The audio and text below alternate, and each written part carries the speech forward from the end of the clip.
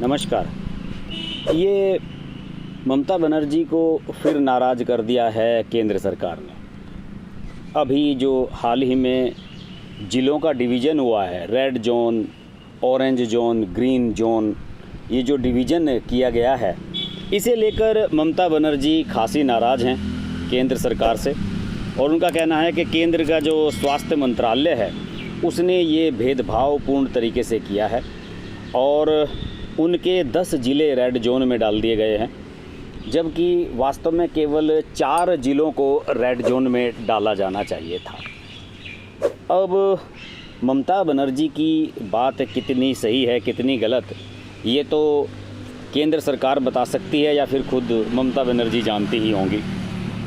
वहाँ के जो 4 ज़िले हैं रेड जोन में, उनके हिसाब से वो कोलकाता, हावड़ा और उत्तर 24 परगना और ईस्ट मिदनापुर, ये 4 ज़िले कायदे से ममता बनर्जी के हिसाब से रेड जोन में आने चाहिए थे, क्योंकि यहाँ पर कोविड के केसेस ज़्यादा हैं। बाकी को उनका मानना था कि गलत तरीके से डाला गया है और आंकड़ों का आकलन सही तरीके से नहीं किया गया है।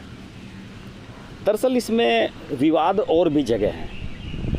अगर मैं विवाद की बात करूं तो दिल्ली और एनसीआर का इलाका भी ऐसा है जहां पर विवाद हुआ है। और दिल्ली और एनसीआर में लगभग जो ज़िले उत्तर प्रदेश, हरियाणा के जो मिलते हुए ज़िले हैं, जो दिल्ली के आसपास के हैं, उन्हें लेकर भी काफ़ी कुछ विवाद है। और केसेस की संख्या कम ज़्यादा होने के बावजूद इनको रेड जोन और ऑरेंज जोन में सही तरीके से नहीं बनाया गया है।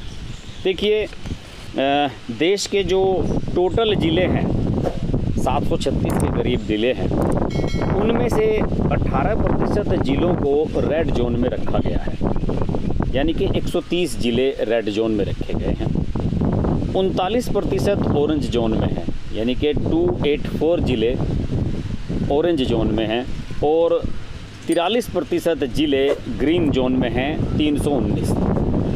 जहाँ पर 10 से कम केसेस हैं उन्हें ऑरेंज में डाला जाता है, इससे ऊपर के केसेस वालों को रेड जोन में रखा जाता है। लेकिन इसके बावजूद भी इसमें काफ़ी कुछ भेदभाव देखने को मिला है। देखिए, अगर उत्तर प्रदेश के जो ज़िले दिल्ली एनसीआर में आते हैं, अगर मैं उनकी बात करूं तो गाज़ियाबाद और हापुड़ ज़िला 27 केसेस हैं यहाँ पर पॉजिटिव। बाकी जो क्वारंटाइन किए गए हैं वो अलग केसेस हैं, लेकिन जो पॉजिटिव कंफर्म केसेस हैं जो अंडर ट्रीटमेंट हैं वो 27 हैं गाज़ियाबाद में और 27 हापुड़ ज़िले में हैं। इन्हें ऑरेंज जोन में रखा गया है। जबकि मुजफ्फरनगर, जहां केवल 14 केसेस हैं, उसे रेड जोन में डाल दिया गया है। बागपत में केवल 2 ही केस हैं, इसके बावजूद भी उसे रेड जोन में डाल दिया गया है। मेरठ को मैं मानता हूं कि 48 जो केसेस हैं वो ज़्यादा हैं, इसलिए वो रेड जोन में होना डिजर्व करता था। इसके अलावा बुलंदशहर में 38 केसेस हैं, वहाँ पर भी ठीक किया गया कि उसे रेड जोन में डाल दिया गया। गौतम बुद्ध नगर, नोएडा 65 केसेस हैं, ये तो रेड जोन में जाना ही था। फरीदाबाद जो हरियाणा का है 18 केसेस हैं। मुझे नहीं लगता कि फरीदाबाद को भी रेड जोन में रखा जाना था, लेकिन इसके पीछे तर्क ये दिया जा रहा है कि आपका पड़ोस कैसा है ये भी देखा जा रहा है। कि फरीदाबाद जो है वो दिल्ली से मिलता हुआ है, इसलिए उसे रेड जोन में रखा गया है। और फरीदाबाद और दिल्ली में आपको पता ही है कि कितने सारे केसेस आ रहे हैं, और यही वजह है कि फरीदाबाद को रेड जोन में रखा गया है। लेकिन अगर ऐसा ही था तो फिर गाज़ियाबाद को रेड जोन में क्यों नहीं रखा गया? वहाँ 27 केस हैं और गाज़ियाबाद तो फरीदाबाद से भी ज़्यादा दिल्ली के क्लोज़ है, और वहाँ से बहुत लोगों का आवागमन रोज़ाना अब भी हो रहा है, पहले भी हो रहा था। हालांकि अब फरीदाबाद और गाज़ियाबाद की जो सीमाएं हैं वहाँ पर बहुत सख्ती कर दी गई है, किसी को भी इधर उधर नहीं आने दिया जा रहा है। लेकिन मेरा मानना है कि ये तार्किक नहीं है कि आपने बहुत कम केसेस वाले ज़िलों को केवल इस आधार पर आपने रेड जोन में डाल दिया कि उसके पड़ोस के ज़िले में ज़्यादा केसेस आ रहे हैं। ये मुझे तर्क कुछ समझ नहीं आया। मुजफ्फरनगर जो ज़िला है काफ़ी सेंसिटिव ज़िला है और सांप्रदायिक रूप से काफ़ी तनावपूर्ण स्थिति वहाँ की अक्सर रहती रही है। लेकिन इसके बावजूद भी इसे रेड जोन में रखना ये एक इलॉजिकल चीज़ है।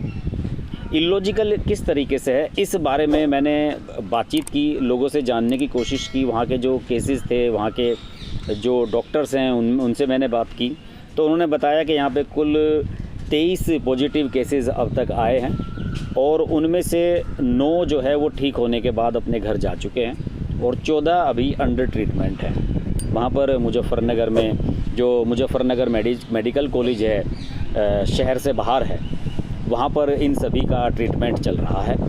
और जो ज़िला अस्पताल है वो चूँकि शहर के अंदर है और हज़ारों लोग वहाँ ओपीडी में रोज़ाना आते हैं, इसी वजह से इन पेशेंट्स को वहाँ पर नहीं रखा गया है और इन पेशेंट्स का ट्रीटमेंट शहर से बाहर मुजफ्फरनगर मेडिकल कॉलेज में किया जा रहा है।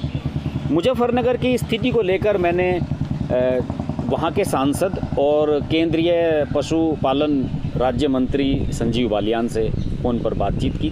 उस बातचीत को मैं सुनवाता हूँ। ये गवर्नमेंट को हमारी लिस्ट गई, उस समय हमारे 22 पॉजिटिव थे। अच्छा।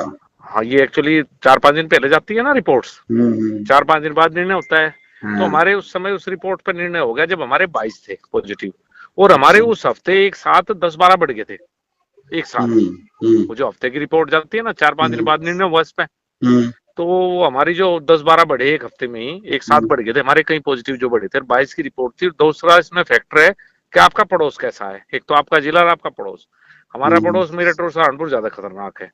तो इन 2 फैक्टर्स के आधार पर रेड पर डाला है। अगले हफ्ते बाहर निकलेगा। मेरी बात हुई है दिल्ली, अभी मैं मुजफ्फरनगर हूँ, बल्कि डीएम से भी बैठा था मैं। अच्छा। तो फिर वहाँ दिल्ली डॉक्टर संजीव बालियान ने भी वही बात कही जो मैं आपसे कह रहा हूँ। उनका कहना था कि चूँकि ये जो आंकड़े हैं ये लगभग 10-12 दिन पहले के हैं, उसके आधार पर रेड जोन, ग्रीन जोन ये निर्धारित किए गए हैं और अगर अब की स्थिति की आकलन की जाती तो मुजफ्फरनगर शायद रेड जोन में नहीं आता। लेकिन इसके बावजूद भी मैं उनकी इस बात से बिल्कुल कन्विंस नहीं हूँ। उनका कहना था कि आपका पड़ोस कैसा है ये भी देखा जाता है, मेरठ बहुत सेंसिटिव है। तो मेरठ तो गाज़ियाबाद का भी पड़ोस है और गाज़ियाबाद का पड़ोस तो दिल्ली भी है। दोनों ही तरफ से वो ऐसे शहरों से, ऐसे ज़िलों से घिरा हुआ है जहाँ पर केसेस काफ़ी ज़्यादा आ रहे हैं। उसके बावजूद भी उसको ऑरेंज जोन में क्यों रखा गया, ये तर्क मेरी समझ से बाहर है।